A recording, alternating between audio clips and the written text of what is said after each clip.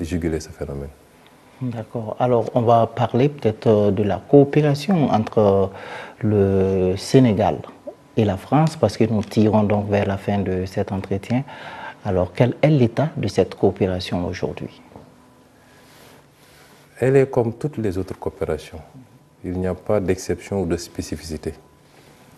Je ne vais pas trop développer parce que je ne suis pas là pour parler de la France, en ce sens que ce serait peut-être donner ce que vous ne voulez pas, c'est ce qu'on va faire, donner un peu de relief à une collaboration par rapport à beaucoup d'autres.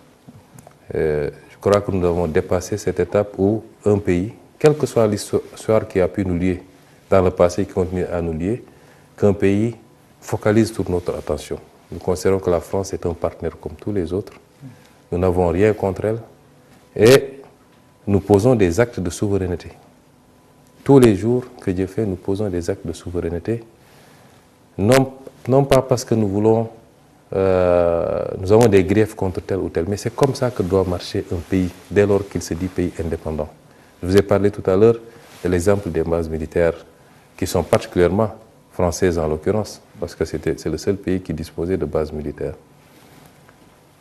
Ceci dit, en dehors de ces considérations, nous avons des relations avec la France, comme nous en avons avec le Burkina, avec le Mali, avec les États-Unis, avec la Chine.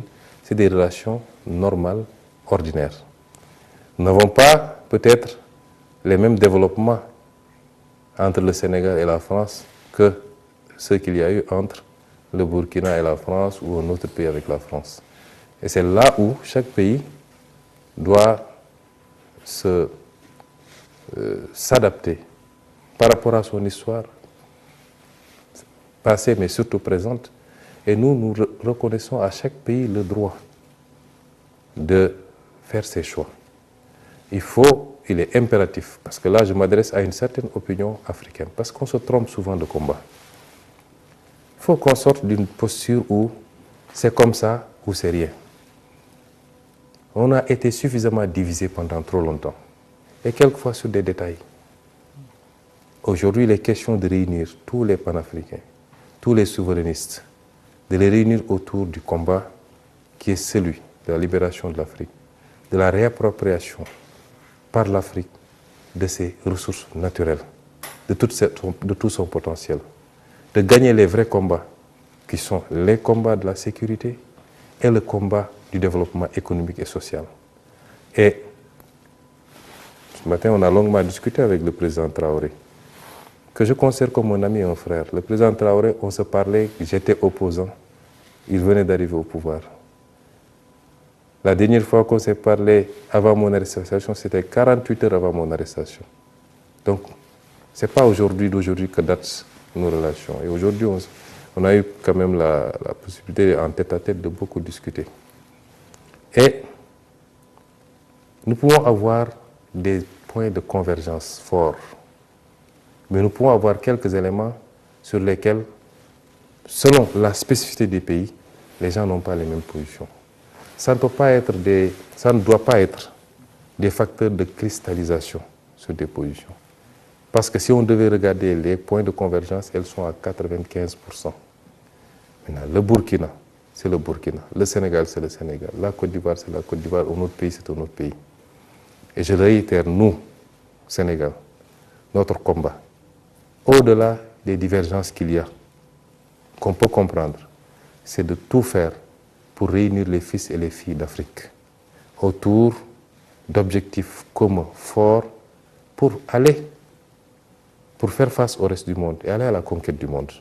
Et si on veut faire ça, il nous faut faire preuve de dépassement et de tolérance mutuelle sur les aspects. Personne n'est plus panafricain que quelqu'un d'autre. C'est selon les contextes que les gens s'adaptent. Quand nous posions le débat souverainiste et quand nous menions le combat, ça fait 10 ans que nous avons commencé en tant qu'opposants anonymes, inconnus. Il y a 10 ans, vous aurez parlé de Sonko au Burkina, les gens vous diront, est-ce que ce n'est pas un Burkinabé, est-ce que ce n'est pas un Zongo qu'on a transformé en Sonko là-bas? Et on a fait notre petit chemin. On est resté cohérent et constant. Évitons les facteurs de division sur des détails souvent et mettons-nous autour de l'essentiel. Ce n'est pas parce qu'on est arrivé au pouvoir de manière démocratique qu'on n'est pas un révolutionnaire. Ce n'est pas parce qu'on est arrivé au pouvoir par d'autres moyens qu'on est plus révolutionnaire que d'autres et vice-versa. Des gens ont été adulés, ils sont arrivés au pouvoir par les armes, ils ont été adulés parce qu'ils ont fait des résultats. Des gens sont arrivés par les urnes, ils ont été renversés parce qu'ils n'ont pas fait de résultats. Le plus important, c'est notre rapport à nos peuples, notre capacité à nous mettre au service de nos peuples et de l'Afrique. Et c'est important. Souvent, on apprécie sur les détails. Le Burkina est une patrie pour moi. J'ai toujours eu beaucoup d'admiration pour le Burkina. Quand je fais des divertissements, c'est les films burkinabés que je regarde, le curé, l'Adi et autres, parce que c'est ça mon divertissement, moi. Et j'apprécie beaucoup le peuple burkinabé pour sa correction, son éducation, son originalité, rester le même peuple. J'aime beaucoup ce pays, son originalité, et je crois que le Sénégal et le Burkina ont plus de liens qu'ils le soupçonnent eux-mêmes. C'est pourquoi j'ai tenu à être là, pour la mémoire du président Thomas Sankara, mais pour réaffirmer cette relation forte entre nos deux pays et que la présidence de son Excellence Bassirou Diomaye Diakhar Faye, nous voulons faire de cet axe Ouagadougou-Dakar un axe très fort. Le reste, c'est de la politique. AES, CEDEAO, ce qui nous intéresse. Nous allons renforcer nos relations avec le Burkina, avec le Mali, avec le Niger et avec tous les autres pays parce que c'est ça nos convictions. D'accord. Alors, dernière question, Monsieur le Premier ministre. Alors, vous êtes là pour le mausolée Thomas Sankara. Aujourd'hui, quel message vous avez donc à l'endroit de la jeunesse africaine? D'abord, un message de